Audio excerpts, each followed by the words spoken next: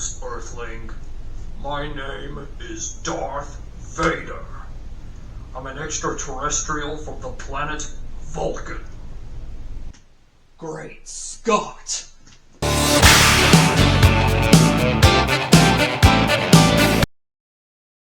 What's up, guys? It's Max Holland here, and I'm back with another movie review. Now, you're probably wondering, Max, I thought you weren't going to do movie reviews anymore. What made you change your mind? Well, Darth Vader came down from planet Vulcan, and he said if I don't come out with another movie review, he's gonna melt my brains! So, this is a movie that is beloved by many and considered a classic, and it happens to be one of my all-time favorites. And that movie is the 1985 film Back to the Future, directed by Robert Zemeckis, also written by Robert Zemeckis along with Bob Gale, and stars Michael J. Fox and Christopher Lloyd in the leading roles. This is a movie that I grew up watching on TV with my mom and dad, but it wasn't until like around 2015 that I decided to sit down and watch it in its entirety. I was 22 at the time. And since then, I gained an appreciation for the movie, and now it's one of my all-time favorites. I won't go into too much detail of the plot, but I'll give you a gist of the premise. It follows our protagonist, Marty McFly, a high school teenager who's also an aspiring musician who plays the guitar. But his band gets rejected from playing at the high school dance for being too loud. So that's when Marty is doubtful if he'll have a successful music career, and he fears he'll end up just like his parents, who never really amounted to anything. He's also being looked down upon by the school principal, Strickland, who dubs him a slacker. So we meet Marty's mom and dad, George and Lorraine McFly. George is a wimp who's not good at confrontations, and Lorraine is an alcoholic. Marty also hangs out with the eccentric scientist, Dr. Emmett Brown, better known by his nickname Doc. Doc invents a device called the flux capacitor, which is capable of making all time travel possible. So he uses it to build a time machine on an old DeLorean car. However, in doing so, he powers it with plutonium, which he stole from a terrorist group called the Libyans, who have been after him since then. So that starts a whole conflict. But the Libyans get to Doc, gun him down, and then Marty flees the scene on the DeLorean, in which he accidentally time warps back to 1955, which was the year that Doc first comes up with the idea of the flux capacitor. It's also the same time that George and Lorraine went to high school.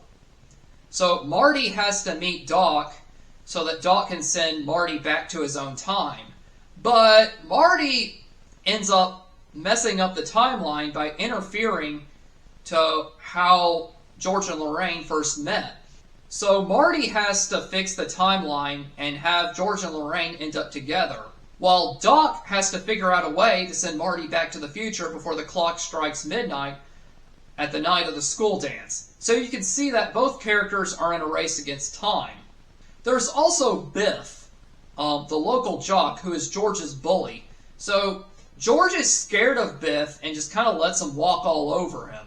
And Biff has a thing for Lorraine, and he desperately tries to get with her to the point of being aggressive, even though she has no interest in him. So you can see that there's a love triangle there. And Marty also acts as like a wingman to George, as he has to convince him to ask Lorraine out to the dance. There's also kind of a thing where George has to stand up to Biff. And I won't spoil the ending, but I will say the climax really had me at the edge of my seat. I think Back to the Future is an excellent movie. It's like a feel-good teen comedy with a sci-fi twist and an inventive take on the time travel concept. It's very funny, features a very solid storyline, and has some likable, quirky characters in it. And it's also well acted. So I think Michael J. Fox did a great job as Marty. Christopher Lloyd did a great job as Doc. Both of those actors were iconic in their leading roles. Additionally, Crispin Glover did a great job as Marty's dad, George. And Leon Thompson did a great job as Marty's mom, Lorraine. Thomas F. Wilson did a great job as Biff. Claudia Wells did a great job as Marty's girlfriend, Jennifer.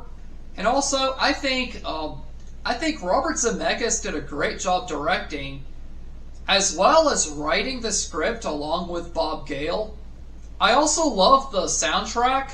Like, it's got two great Huey Lewis and the News songs, Power of Love and Back in Time. Love those songs. And it's also got some 50s classics in the 50s portion, like Earth Angel and Mr. Sandman and stuff like that. It's also got a great music score from Alvin Silvestri. Am I saying that right? But it's a very iconic music score. You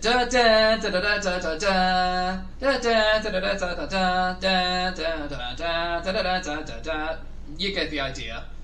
To name a few of my favorite scenes, I like the part at the very beginning where Marty hooks a guitar to Doc's amplifier, and he literally blows the speaker up and it sends him flying across the room. I also like the part with Darth Vader from Planet Vulcan. If you've seen the movie, you know exactly what I'm talking about.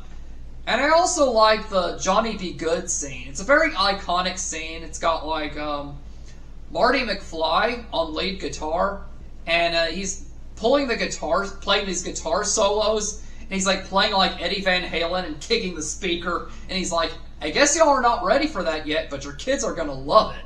So the movie was followed by two sequels, Back to the Future Part 2 in 1989, and Back to the Future Part 3 in 1990.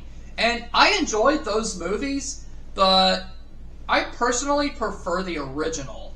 I think the original Back to the Future is a cinematic masterpiece. I give Back to the Future a perfect 10 out of 10. So that's going to be all for this video. So if you enjoyed this video, please leave a like. And if you didn't enjoy the video, then why don't you make like a tree and get out of here? So if you have any requests of what movie I should review next, whether it's a movie I haven't reviewed before, or if it's a movie I have previously reviewed, but you want to see like maybe an updated look on it or something, let me know that in the comments down below. So thanks for watching, and I'll see you guys on the next video. This is Max Solon signing off, saying, if you put your mind to it, you can accomplish anything. Goodbye!